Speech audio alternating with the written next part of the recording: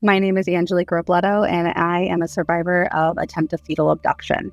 When I was 17 years old, I got pregnant in a small town called Maricopa. I had a friend of mine. She introduced me to another girl, and she said, I think that you guys would get along because you're pregnant, she's pregnant, she's new to our town, so let's go ahead and introduce you guys. Everything seemed normal, everything seemed fine. I got to meet her. It was like the week of Valentine's Day. So like that week, I remember she kept asking me to come to her house. So very specifically, she wanted me to come to her. Is there any way that you can come to my house? I'll bake you food. I'll bake you cookies. Like she was trying to bribe me into coming over, which wasn't very hard because I was pregnant and, food was great. So my mom was like, well, why don't you just invite her here? And I was like, that is a great idea. So a few days went by. And it's now February 16th. So she came over in the morning. Somebody dropped her off. I don't know who. And she came over specifically because she wanted to give me gifts. I wasn't going to be rude and be like, oh, did you bring my gifts? We kind of just left it. The gifts actually didn't get brought up until like a lot later. Things did start to get weird later on. From what I remember, we were watching 16 and Pregnant with my mom. Our water were to break. We were to go straight into labor. Like these were conversations that got brought up with my mom. And she brought up a C-section. She goes, oh my gosh, like what would happen if like we had to have like a C-section? What would happen? And she started really going into the discussion of the C-section. She was like, well, what do they do when you have a C-section? My mom had had a C-section with my brother. So she was able to give like specific details. Was very much wanting that specific detail. She stood up and asked my mom to show her where they cut for a C-section. So in a way, my mom didn't know that she was actually feeding information to her without actually knowing that that was happening. She called me lazy and wanted me to go to the park with her. And I did not want to go to the park, but this was something that she kept on asking me to do over and over. It wasn't like she was like, oh, let's go to the park. She would just like every hour and a half or so, she'd be like, oh, it's so beautiful outside. Like we should go for a walk. Like, are you sure you don't want to go to the park? And I would tell her, no, I don't want to. Like I'm 9 months pregnant. I don't want to go for a walk. It is hot outside. It had gotten later, probably like around like 4-ish or so. My brothers had football practice and my mom was going to take me, or my mom was going to take them to football practice. And she asked if we wanted to come. And I thought about it and I was like, all right. So I told her, yeah, let's go. Like, let's just go. I know you wanted to go for a walk. Let's go do it. And she immediately was like, oh, no. Like, I'm not feeling good. Can we just stay here? And I was just like, well, you just like called me lazy. We were left alone. That's when everything started to change. Everything that we're about to go into happened within like an hour span. So that is when the gifts came out. She got like really excited and was like, I have your gifts. And I was like, oh my gosh, my gifts. Thank you. Like I forgot about my gifts. Thanks so much. She was like, okay, so you know how a normal person would do it. They would give you the present. No, I had a different way of doing it. She took my kitchen chair and sat it in the middle of my kitchen. And she was like, sit in the chair, like turn around, close your eyes. Like I'm going to come up behind you and drop the baby gifts in your lap. I sat in the chair and I'm sitting there and I start having these weird thoughts happening, like just weird things. Like she would come up behind me and she would drop a baby gift in my lap. So like she was actually doing it. She dropped like a receiving blanket into my lap and then she would walk back and then she'd come back over and drop another gift into my lap. She continuously kept doing it. And the one thing weird about these presents was that none of them were wrapped and they reeked like cologne. So it smelled like a man had like rubbed it all over his shirt. And then there was a knock at my door and it ends up being my best friend, Skylar, and his mom. So he came over and brought me some gifts. And then she came outside and she was like very like, who is this? And I was like, this is my friend, Skylar. She almost had like a problem with the fact that like I had people at my house. So they end up leaving. And after they leave, she goes, I want to show you this light that I got you. And I was like, oh, you can just give it to me. Like, I know what they look like. She's like, no, I had this one specifically made, like it's specially made for Ryland, which is my son. So she's like, it's specially made for Ryland. And I'm like, huh, okay. Like, I can dig that. Like, that's cool. So like we go into my room and it is dark and she turns the lights off and then she goes, okay, so stand over there, turn around and close your eyes. And I'm like, well, why do I have to close my eyes? I was like, it's already dark. And she's like, I just want it to be a surprise for you. I'm going to go into my bag and get it. Just turn around. So I'm standing there and I'm turned around. I felt like I was going to get stabbed. I'm standing up and I'm looking at the wall. My bed is right beside me. I immediately tell her my back is hurting, so I'm going to sit on my bed. So I turn around this way and I'm sitting on my bed so that I can see her. Even though it's dark, you can still see the shadow. So it made me feel better. And right when I did that, she immediately got up and got behind me on my bed. And I was like, what are you doing? She was like, I just want to put it over your head because like what I'm going to do is I'm going to put it over your head like I did with the gifts, and it's going to shine and it's going to look so pretty like on the closet door. This is all just happening within like 20 seconds. And I'm sitting there with the phone to my chest. I am having these thoughts in my head telling me, you're going to get stabbed. You're going to get stabbed. Like you're going to die. So she puts her hand on my shoulder and she goes, are you ready? And I was like, yeah, show me the gift. She leans me forward and I'm 9 months pregnant. So my stomach is like hurled over and I'm like hurled over my stomach. I'm like, what are you doing? And she goes, 1, 2. And right when she says 3, I turn around. And I'm like, and I jump up and I run to my light and I turn the light switch on. Right when that happens, her phone rings. The coincidences of her phone ringing right when that happened was bizarre because it distracted me. So she's on the phone and she starts speaking to somebody in Spanish and I'm staring at her and I'm just like trying to think about what the heck just happened. Like obviously I did not get stabbed. When she had counted to 3 and I turned around, I couldn't see anything. She was putting something back into her bag. And when I turned the light on, she had already been standing up. So within seconds, she was able to put something back into her bag and stand up immediately. So I wasn't able to ever see an item. I was never able to see anything. All of a sudden, she started telling me, I go, so who was that on the phone?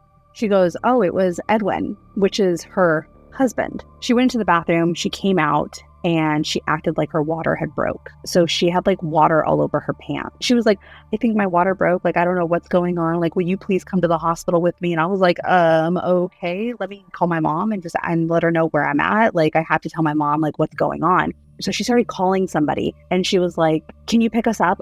I think my water broke. Okay, I'll see you in a little bit. Hung up. Looking back at all of this, she hadn't given my address. She hadn't said where she was at. So whoever this was that she called, she said it was her brother that she called, knew where I lived and was supposed to come get her and supposed to come get us because she wanted me to come to the hospital with her. I let her know that I would come to the hospital, but that I would have to tell my mom. So I started to get my phone out and to call my mom, and she immediately like backtracked and was like, wait, why do you have to call your mom? And I was like, well, I gotta tell her where I'm going. And she was like, well, let me make sure that I just didn't pee myself. And so she went into the bathroom and she came out like moments later and was like, I think it was just a false alarm. And she called that person back and was like, hey, never mind. You don't have to get me. Okay, bye. Now she went inside my room. I came out. I started doing my nails and she was trying dresses on. And then when she opened the door, I went into my room at that point and I had smelled something. It smelled like something was burning.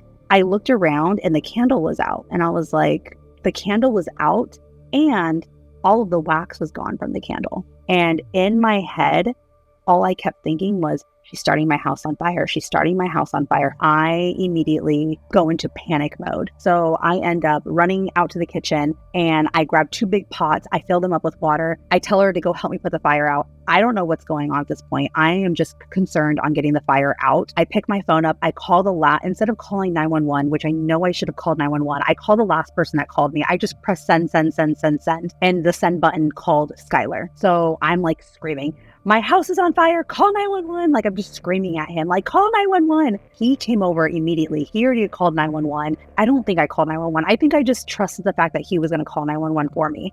So I'm just focused on putting the fire out. I put the fire out. And at this point, my whole like bedroom is filled with smoke. And I am like coughing and coughing and coughing. And I don't know where she was at this point, but I do remember that I grabbed her and I yanked her outside. Like I dragged her outside because we were both like bent over coughing. And so I grabbed her and I opened the garage door and smoke started rolling out of my house. At that point, Skylar and his mother had pulled up and I don't know where she went. She went like running down the street barefoot. But my friend Skylar came and talked to me and we were standing outside the house waiting for like the fire department to get there. And she's like running down the street and he's like, what is that? And I was like, I don't know. Let her go. Like, I don't know. Like, just let her leave. And he's like, what is going on, Angelique? And he's like, how did this fire start? And I said, okay, I'm going to tell you something. And if I tell you, you cannot tell anybody. You have to pinky promise me. You cannot tell anybody. And he was like, okay, I promise. And I was like, I think she was going to kill me. I think she was going to stab me. I don't know why she would want to stab me. And I don't understand the reasoning as to why she would want to harm me. I think she started my house on fire. And I think all of this, it has to do with her. She is the reasoning for all of this. So he was looking at me of the fear that I thought everybody else would look at me like, is like, you are crazy. Like, what is wrong with you? And I was like, I know this sounds crazy, Skylar. Like, I know it sounds nuts, but like, I don't know how else to explain it to you except for whatever was happening. I felt all these things were going to happen to me. So she came back and the paramedics came out. And I remember my dad going inside the house and the fire had restarted. Everybody was back in the house trying to get the fire out. I was outside still coughing. I was also having contractions. So the paramedics started to take care of me. Remember, throughout this whole thing, she's also pregnant too. So she sits down and she's also being like treated. And they're like, what is your name? She gives them her name. What's your date of birth? You know, all these different things. And my mom is standing there, and some of the information that she's giving them is not the information that like we knew. She switched things up, like things weren't correct. Like where her address was not the same place that she told us that she lived. Her phone number was different. Her due date was different. And my mom was catching on to all these little things that were happening as she was speaking to the paramedics. And she's also joking around. Like, I'm over here having full on contractions. And she's like on the phone with somebody. And she's like, oh yeah, me and my friend Angelique, we're going to have our babies together. Angelique, what hospital are you going to? Can I go to the same hospital that she goes to? And I am just like, please don't send her with me. Like, please don't send her. If I have to go, like, please don't send me with her. And nobody knows what's going on at this point. Nobody has any idea of like what is going on, because I am relying on the cops and the fire department to tell me that like an explosion happened in my room or something that would make it seem more logical than what I have to tell them. I see my best friend Skylar, who pinky promised me that he would not say anything. I see him talking to his mother, and his mother is over there talking to my parents. And they're doing this little thing like where they're talking and they're looking at me and giving me like this eye, and they're like looking at me, and I'm just like, Skylar, what did you say? And he's like, I had to tell somebody, Angelique, like that girl is weird and something is happening. And I think you're right. Like, I think something happened and I had to tell somebody. And I just look at him and I'm like, thank you. Like, thank you. Like, I wasn't going to say anything. I was like, Mom, I think she was going to kill me. I felt like she was going to stab me. Well, why would she want to stab you? I don't know why she would want to stab me. Why would anybody want to stab somebody? Like, I have no clue. And she was like, well, what made you think this? And I said, a feeling. And she was like, did you see anything? And I was like, no, I saw nothing. It just felt like deep down in my gut, I felt like there was a knife at me and I felt like I was going to die. The paramedics came out and said, hey, we're taking her to the hospital because she wants to go. Like, I declined from the hospital because I was feeling better, but she saw it as a way out. So she was like, I want to go to the hospital. So they were like, we have to grab her things to take her to the hospital. So they go to grab the bag and I'm like, oh, no, like, please don't touch that bag. And I like tell them, I'm like, listen, Mom, she had this light. She kept saying she had this light for me. And if this light is in the bag, then I'm crazy. Like, this proves that I am nuts. So I do it in front of everybody. I put it on top of the counter. I put my hand into the bag. And the first thing my hands touch are two metal objects. When I pull them out, they're two large butcher knives, a pair of scissors, and she had like a newborn diaper. She had and then all the stuff that she gave me the receiving blanket. She gave me little booties. She gave me the baby carrier. She gave me a blanket. Like, all the things that she had were all one of everything to take my son and leave with him. And I immediately drop the butcher knives and I go into a straight panic mode. I am just freaking out at this point because I can't believe, first off, like, how right I was. I had not been physically stabbed. They ended up finding out later on through court documents and everything that the knife was to my back. So she had the knife to my back and she was just, that half a second away from literally just stabbing me. When that didn't work, her second plan was to hopefully that the fire was not something that she had thought of at that point, but it was something to distract me. And she was hoping that I would be overcome by smoke and I would pass out and she would be able to perform the C-section there. But that didn't work either. So like, all of her plans just weren't working. which were like in all of like the documents of like her confession and everything. So after that all had happened, my street had been shut down. So from one corner to the next corner, my whole street was shut down, and nobody can get in and nobody can get out, because at that point it was now attempt of murder and there was arson, because they found the candlelight, like the little candles that I told you, her fingerprints were on them. So they were able to dust them and find the fingerprints. And she used 2 little candles to start a huge fire in my closet. I'm pretty sure the police officer, the detective, was the one that told me, like, this is something that sounds like fetal abduction. And that was like, whoa, like what? Like that's when I was like, oh my gosh, like this is a whole thing. And so that night I did not sleep. I stayed awake all night long and I obsessed over it, and I became my own detective, because I mean, the cops weren't like mean, but they very much were not treating me. They were like laughing and giggling with me, like like when I have the CDs and I listen to them, they're like laughing and giggling me. And they're also like asking me questions. Like, I don't know. I don't like the way that I don't like the way I was treated. I didn't feel good about the way that I was treated. I felt like they were questioning me almost like they didn't believe me. It was a really weird thing, because I didn't feel that way until I listened to my own tapes. When I listen to like the tape or the CDs, I get a better understanding and I remember more things that happened that night that I don't remember. I didn't trust them. I didn't trust the cops. So I took it more into my own hands and I did like all the investigating. And I found out that I knew her cousin from high school. Me and her cousin, we dated the same guy. And that's how I knew her cousin. So I ended up calling her cousin and I was like, hey, I know we haven't talked for like 4 years, but do you know a girl named, blank? And how do you know her? And I explained, like, I think she was going to kill me. I think she was going to steal my baby. And then she goes, that's my cousin. And I was like, oh, I'm sorry. And she was like, no, I believe you. Like, I 100% believe that this is what happened. Like, my cousin is crazy. She's into she's into like gang life. She is, not a good person. Like, she also has faked pregnancies before. So this was something that I was like, wait, is she pregnant? And she was like, no, like, she is not pregnant. Like, if she's telling you guys that she is pregnant, that is false. And that brought up a whole nother thing, because when she went to the hospital, they were able to get her, like, her medical records, and she was not pregnant when she went to the hospital. They were able to show that she was not like pregnant at all. She was just a normal person. She was just sticking her stomach out, trying to act like she was pregnant. She was out after the hospital, just living a normal life. This is all the week of. And the cops are doing their investigation because they're trying to figure out and piece everything back together. And they also can't find her. So they bring me down to the precinct, and I'm still pregnant at this point. They asked me if I would be willing to call her and act like I have no idea what's going on. They were like, first off, have you told anybody what happened? I was like, no, besides like my friend Skylar, like, no, I haven't told anybody, because I sound crazy. Like, I still sound, even though we found the butcher knives, even though all these things are happening, like, we don't, like, you guys don't believe me, so how am I going to tell somebody? So I'm like, no, I've just been staying cooped up inside my house, fearing for my life. That's what I've been doing. And they're like, well, would you come down to the precinct and would you let us record you, like do like a recording and have you call her and just act like nothing's happened? And I was like, no. And they were like, well, this is how we can get her to admit to things. And I was like, you want me to call her after she just tried to kill me? Like, no. And they pleaded, and I ended up doing it. So I had to call her, and they had me ask her certain questions. They wanted me to try to get her to admit, first off, that she was in the room by herself before the fire started. They wanted me to ask her, like, they had a list of questions that they wanted me to ask her. And I got through a lot of the list until there was somebody in the background that was catching on to what I was asking. And it was a guy, and he said, hang up the phone.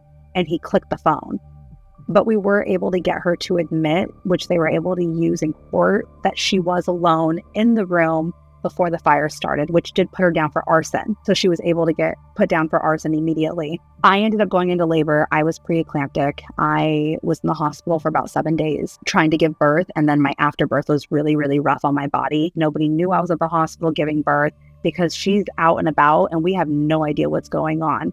And they're just doing their investigation, but trying to keep it hush-hush, because we also don't want to scare her and make her run away.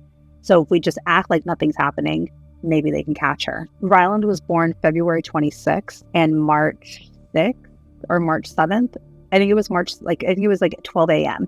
My mom woke me up in the middle of the night and said, Angelique, I have the detective on the phone. And so I get on the phone, I'm very much half asleep, and I'm like, hello? And she's like, Angelique, we got her. And I said, what do you mean? She's like, she confessed everything. We got her. Like, she is arrested. She's being booked right now to Florence. She's in a police car, literally on her way to be booked. And I was like, what? I felt like such a relief, because in those moments of becoming a mother, you're supposed to feel that happiness, that bonding moment. You're supposed to feel something.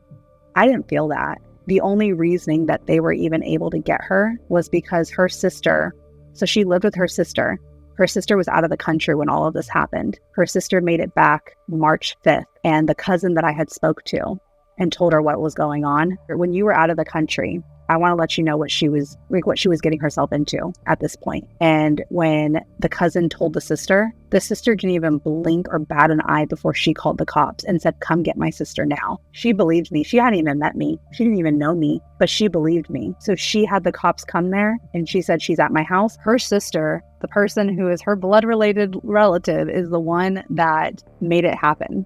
And I can't be more thankful, because I don't know what would have happened if we didn't get that confession, or we wouldn't have gotten her to admit to what this crime was. After we found out that her sister was the one that helped, and after everything came out of the news, everybody was outside my house. I had news reporters just waiting for me to come out just to get some kind of statement out of me. I literally locked myself in my house for 2 weeks until they left me alone. The next thing I know, we're at sentencing. So I have no idea what has happened between now and then, but we are at sentencing, and they stated that they did not read her Miranda right during the confession, which now meant that her confession was thrown out. So they told me, we have two options. We can go to trial, but you may lose, and she may walk. And so to avoid that happening, we are going to offer a plea bargain. Now, the plea bargain, we're going to let you choose if you would want her to serve her time in a mental institution in ASH, which is the Arizona State Hospital, or if you would like for her to go to prison. Me being who I am, even through everything that I went through,